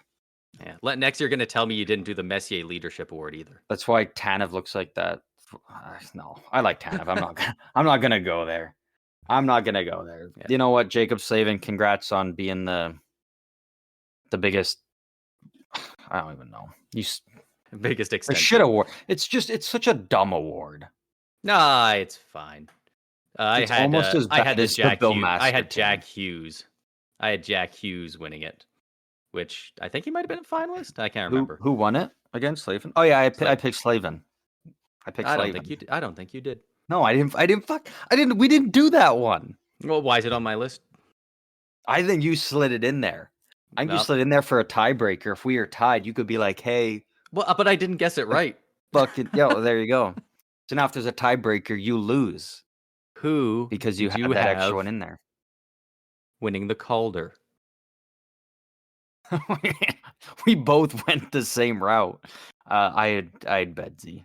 Yeah, I had Connor Bedard. Bedsy. I had Connor Bedard as well. Yeah, that was a slam dunk. That was like the one that was like, and I think we even talked about it. Yeah, it was like, should we exclude Bedard? But then we were like, you know what? He's on a shit Chicago team. Maybe something changes, and almost did. Brock Faber wasn't far behind. And Brock Faber only played like 50 games this year, right? Like he didn't start the year with Minnesota, right? Like no, I know. I'm pretty sure he played the full year. I think. Did he? He logged a lot of games. I thought he joined him in like December. The fucking workhorse of that team. Yeah, he was the workhorse. And you know what? You couldn't go wrong. He played all 82. Wow. He played all 82. That many minutes a night as well. Wait. He's from Minnesota? I just found that out. Brock Faber is He's from Minnesota. Holy, well, people underrate how that's important huge for vibes are them. for a team. Yeah. Like San Jose. Mike Greer said Joe Thornton. He doesn't have an official title, but he's director of vibes. Which is like It's on a t-shirt. what You I've can been buy it saying online. about him for the last like 2 years. Like he's just like the vibes man over in SAP Center. He just shows up and is a good time. That's his role. That's his role. He's just It's director of vibes. So we both got the Calder right because slam dunk there. Yeah. Who'd you have for the Selke? Selke, I had Nico Hischier. And he did not. You had Hischier. Yeah, that's a fine guess. I had Mitch Marner. I was probably a little less close. Holy shit, man. What are you doing? What were you on the night we made these picks? Hey, we'll see who won these predictions when we get to the end, okay? Hey, remember, tiebreakers my way. The Selke did go to Alexander Barkov, though, this year, so and neither of us got that. Well done. Yeah. Wait, who did you have again for Selke? Mitch Marner. I respect it, though. I respect it. Thing is with Selke, it's always going to a centerman. But that's so lame. If a winger is just as good defensively, like... It's just the centermen get the more recognition because they're the ones like playing low and you know whatnot. And I think faceoffs they also kind of look at in defensive end, but I don't think they should because fuck that. Next up, let's do the Norris best defenseman. I know we both got this wrong. Yep. I had Miro Heiskanen. Oh, I thought you had Yossi. I had Makar. So I was wondering if you had Makar because he won it. Did he win it last year? No, freaking Carlson won it last year, didn't he? Yeah, he did. Yeah, he did. That feels like a long time ago. So are we saying Makar's in a bit of a slump? I don't know. He's been living in a slump. I'm a little surprised I put Heiskanen because I mean that's a bold pick. I like that pick though. Maybe it's just hindsight because I feel like I would have wanted to pick Hughes more going into the season, but you know what? Yeah. I still like the Heiskanen pick. He was up there. I think he probably ended it around top 5, top 10 in the voting. Oh yeah, no, he was top. He was up there. I think he was 6. I was gonna say I think he was just outside the top 5. Bouchard was 5. I think Heiskanen was 6. So, who did you have for the Vezina? I had the guy that ended up getting benched at the end of the regular season, and in the playoffs, I had Ilya Sorokin. Yikes! I mean, like that's a great pick going into the season. Is just how it played out, right? Like, yeah. Like when you hear it, it's like, oh, you know what? That's a solid pick. But then it's like you also picked the fucking goalie who ended up getting benched end of regular season and playoffs. So yeah, and I had UC Saros. Solid pick, actually. That could have been that was definitely a dark horse. That was a sleeper pick, yeah. I was going for paid odds on that. Yeah. And you know what? I don't even think Hellebuck would have been in my top 5. If you gave me 5 picks, I don't think I would have picked Hellebuck. He would have been in my top 5. He's been so consistent. I've been saying he's been underrated for like 7 years. I just wasn't high on Winnipeg more than anything. Like it's not like Hellebuck's bad. It's just I was like, these other goalies are like same level or maybe a bit higher than Hellebuck, but I also like the team that was in front of them more than anything. Would you have had Shesterkin in your top 5? Yeah, I would have. Yeah. Yeah. I wouldn't have been proud of it, but Shesterkin in my top 5. I wouldn't have been proud of it, but I would have had it. Who did you have for the Masterton? I didn't. How can you do that one? No, I didn't do that one. How can you fucking do that one? Let's do that one next year. Just for fun. Let's just do. No, because if they do win it, we're gonna look so cursed if we get it. No, man, off vibes. Just off vibes. Like no thinking. Just first player that comes to our mind. We're like, I'm picking him. But I feel like that works better for the King Clancy because the Masterton, the vibes are something bad happens, but he comes back. Who the fuck's the King Clancy? What's that one again? Is that like that's like the Messier leadership humanitarian? Yeah, it's kind of like the Messier Leadership Award, but it's voted on by more than one guy. Oh, okay. Dude, I fucking freaked out when you said Bill Masterton. I'm like, why are we doing this shit? Like when did we do all these? Could you imagine if I just guessed ones? Connor Ingram? Oh, did he win it? Yeah. Right on, Utah legend. Legend. What do we got here? We got a couple of big ones more left. Let's do the Art Ross. And we couldn't do McDavid. Remember, for anyone saying, "Oh, you didn't pick McDavid," we couldn't. Yeah, we couldn't do him for any of these. If we did it for Selke, we probably would have let it slide, but we didn't. We just did. We couldn't pick McDavid for anything. He was the one guy that was like, he can't be picked for anything. Yeah, it just makes it a little easier. Exactly, makes it more interesting than going Hart, Rocket, Art Ross, all to McDavid. But any other season, you're getting one right at least. You got it right. Get it correct. I guessed Nikita Kucherov for the Art Ross. Oh, I guess you fucking homer. You totally did. Shit. So you're beating me right now. Yeah. Fuck. And I even knew in my preseason predictions that Kucherov was going to win the Art Ross, but not the Hart Trophy. I Draisaitl. So that Ooh. not work out well. So you're up 2-1 right now in this. We got a couple Crazy left. How good Draisaitl did while injured in the playoffs, despite having a down regular season. Okay, let's down from up until the Cup stats. final.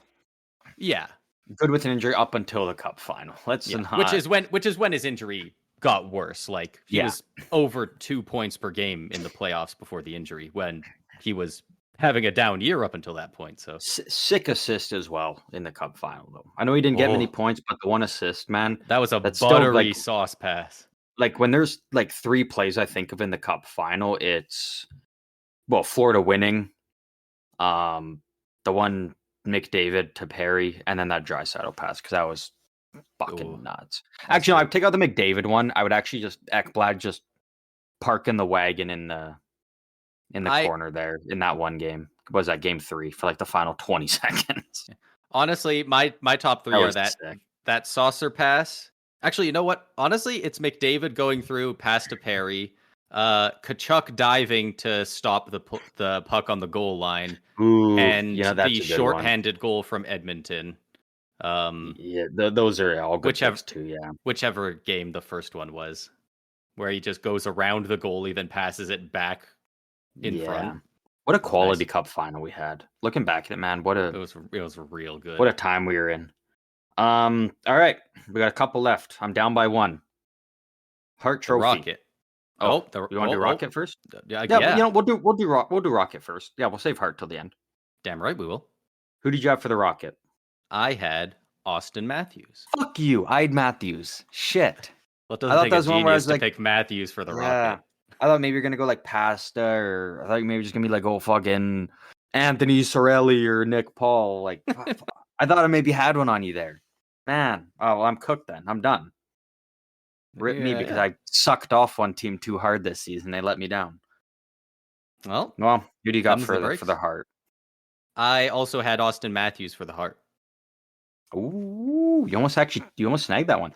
I had the guy who I think early on the season was the favorite, and then he got injured. I had Jack Hughes. He was looking real good. He was looking I was feeling really good about that pick at the start of the season. Yeah, my Lady Bing pick. So, I mean, you've already got me cooked, so I can't get any more right now. Who'd you have for the Presidents again? I believe we have the same pick for this, because I had the New Jersey Devils. Okay, I had the Devils as well, yeah. So, and they didn't even make the playoffs. So, yeah. We're just cursing players and coaches and teams here. And then for the Cup, who did you end up having for the Cup? You go Tampa? So I did, in our preseason thing, I did the exact same thing I did for our end of season predictions. I think I actually have the exact same thing written down. I put Tampa Bay Lightning, and then in brackets, non-homer pick, Edmonton Oilers. Oh, yeah, you did actually. Yeah. I remember we even talked about that before the episode. You said, I'm going to put Tampa on there, but like, I'm going to pick outside them, because Tampa's a very realistic option. Like, I couldn't sit here and be like, oh, I'm picking San Jose for the Cup, because, well, yeah. They've gotten to 5 fights with Ryan Reeves and just let him feed me if I picked them. I had New Jersey again. Didn't even make the playoffs. So yeah, I mean, like we both had him for the Presidents. Like we both had Jack Hughes on our list. You had Heischer. Like you had all the Devils. I was high on him. Yeah, I was very everyone high was. on. They were the biggest Devils. fallers this year. I think it's pretty safe to say. But they're one of my winners of this offseason, though. Yeah, and they're gonna be back. All their guys getting a year older. You know, they got so many young defensemen coming up. Like they're gonna be over the next 5 years. They're gonna be a wagon. They're gonna be a force. And their forwards were fine.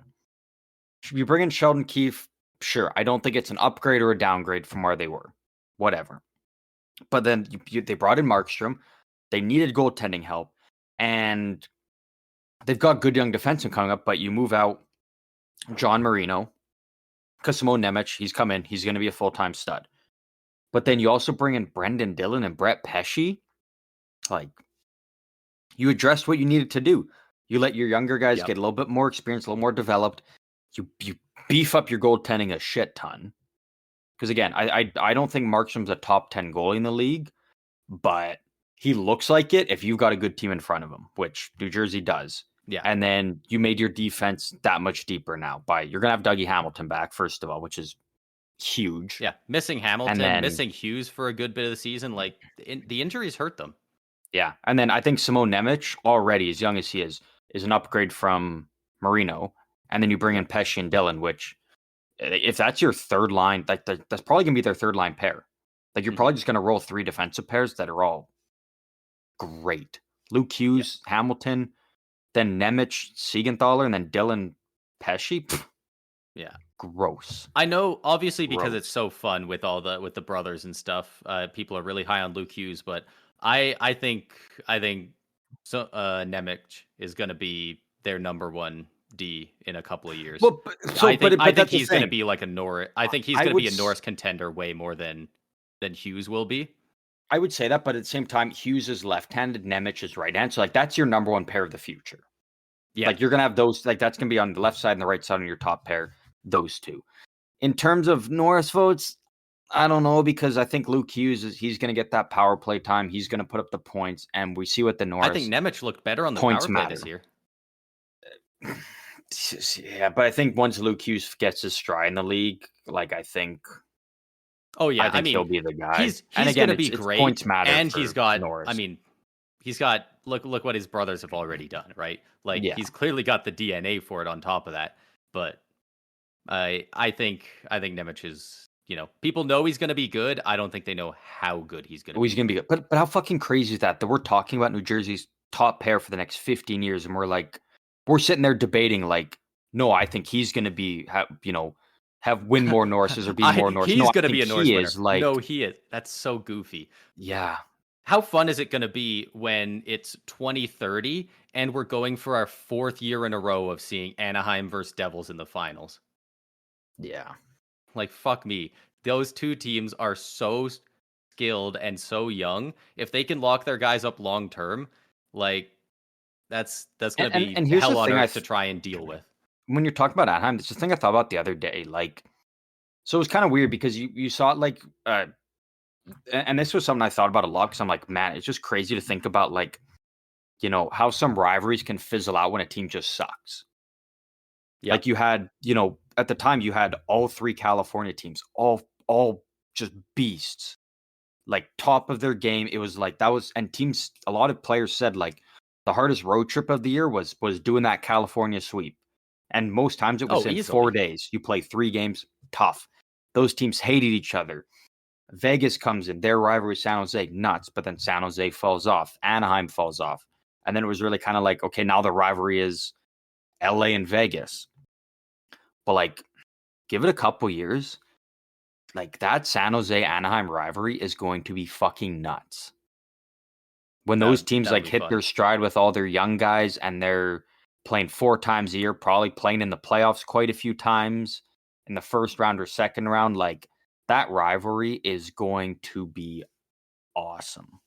And especially because that's going to be when presumably, kind of LA and Vegas are now they're the teams that are on the downward spiral because they've, contended for a couple years. Vegas got their cups, LA got them more while ago, but still kind of same top guys. But yeah, I think we're going to see a lot of New Jersey and Anaheim in the future here, because those teams are looking very good and built for the future. Yeah, and I completely agree with the assessment of like good team. They both have to be at least the same skill level for it to be a thing. The Battle of Alberta was so intense for a few years there, and then after the Tkachuk deal and Gaudreau left, and now and on top of that, Edmonton got better. It's not quite the same. It's now we're looking at Edmonton, Vancouver. Like that's kind of the legitimately, and big rivalry in Western Canada for the time being. Like the Battle of Alberta will always be there. It's like how the Battle of New York will always be there. The Battle of Florida, the Battle of Florida, Montreal, Boston. I don't know if a lot of people feel that way, but it's basically new. Like no, but it's one of those ones that's always going to be there now because of the fans and how much they've blown it up. But like a lot of people would, if you asked them over the past 10 years, every year, most years, people would say Florida is their biggest rival, right? They didn't make the top 3 in our rivals for at least a decade until because Florida was always 2021. Exactly. Because they were always 30th in the league, 28th in the league. Like, and but now that rivalry's been able to start in the playoffs, it's one of those now ones they're freaking strong, and it's like now it's a fight. Like like before I was like, I want to hate these guys, but like it's just punching down. It's not fun to hate on them, exactly. Man. Like, but now I got some guys to say fuck you to. So do I dislike them more? Yes. Is it way more fun? Also, yes. So there you go. So it's like the Battle of Alberta is always going to be there, but for the next little bit, it's kind of going to be like the bigger rivalry is going to be Edmonton, Vancouver, just because they're the better teams. They're higher up there. They're gonna be probably be 1 and 2 in the Pacific, probably fighting for top spot in the Pacific maybe, and then probably playing each other in the playoffs again next year. Yeah, which deeper Edmonton team, but also Vancouver is going to have Demko, and I also like the addition of Jake DeBrusk a lot. So So to summarize, so there we have it. McKinnon won the Hart Trophy, and neither of us got that. Yeah, that's all the trophies we did, correct? Yeah, and you beat me 2-1, despite me having the tiebreaker. For ended up being tied. Which one did you get? I got the only slam dunk, the layup, Bedsy for the Calder. Oh, it was 3-2. Oh no, right? Sorry, 3-2. Sorry, because I did have Matthews, but we both got Bedard for the Calder. We both got Matthews for the Rocket, and then I had Kucherov for the Art Ross. Yeah. And we don't talk about the Jack Adams. Yeah, we'll do a lot more next year. We'll do Bill Masterton, Lady Bing. It'd be so funny. All that It'd be stuff. so funny if our picks for the Jack Adams next year also ended up getting fired at some point in the season. Who's a coach on the hot seat? We just on the hot seat. We just like start cursing these coaches. Because like costing us here. Coaches are so volatile. There's very few coaches that can withstand a horrendous season and not get fired at some point. Yeah. So it's not a bulletproof job. So it could happen, but I'm interested to see what our picks are going to be for next year. But we'll be doing that a lot closer to the preseason. Yeah, exactly. But yeah, so that does kind of wrap up everything we have in this episode. Once again, thank you to everybody for listening. You want to join in and talk hockey with us, or give us ideas for what you want us to talk about in the off season, because we're in the off season. We're going to have a lot of open time slots that we're going to be trying to figure out what we want to record for those spots, what kind of episodes we want to put out, and more than anything, whether or not we're going to continue on with this 2 episodes a week, or if we're just going to go back to our 1. It really comes down to, can we give you guys good episodes twice a week? And again, off season, it's very hard. Regular season, playoffs, we can run with it. Draft and free agency, as of right now, we can run with it. But in that kind of 3 months in the off season, it could be tough. So if you guys have any ideas for what you want to hear from us, or any ideas for things you want to listen to, you can let us know on any of our socials. We're on Instagram, Twitter, and TikTok at SEU Hockey. Come say hi, come talk hockey. If we missed anything or any signings or stuff your team did that maybe went under the radar on our end, let us know, and we will make sure that we talk about it in the next episode. Yeah, and we we might do 2, we might do 1 in this off season. Maybe we'll do a longer one and a shorter one. Like we're really open to what we're gonna do. We just kind of have to see how it goes for the first couple of episodes once we have genuinely like no new news in the league going on. So yeah, and if you want us to talk about that, maybe we even, we could start talking about stuff that isn't hockey on one of those weekly episodes or something, or during the off season. We could talk about some other stuff, or we could talk about hockey adjacent stuff. Like it's the off season. If you're doing it every week, you got to get a little weird with it sometimes, unless you're doing a lot of trivia. So yeah, exactly. Like I we'll know see we've what got we a do. couple. We've got a couple ideas for what we want to do, but again, the more Yeah. I look at them, like, can we stretch that to twice a week? I don't think so. So, whether it's through you guys or whether it's just through our collective minds, which isn't very fucking big, it's pretty shit. We're not smart, which is why we're doing this. Yeah. But we're trying to come up with what we can. But again, if you guys have any ideas, that immediately will go to the top of our list because it makes it easier on us.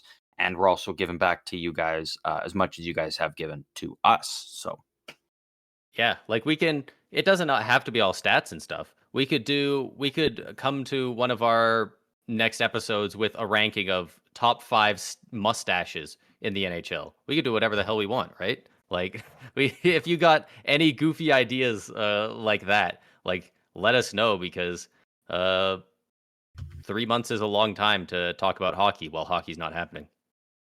Exactly. We're so gonna once do again, that mustache one now. yeah. Oh, we have to now. Just so you know. Now that you mentioned it, like, Oh yeah. But once again, thank you to everybody for tuning in, and we'll see you guys. I guess this is early this week, so we have to stick with our usual Friday. So we'll see you guys later this week.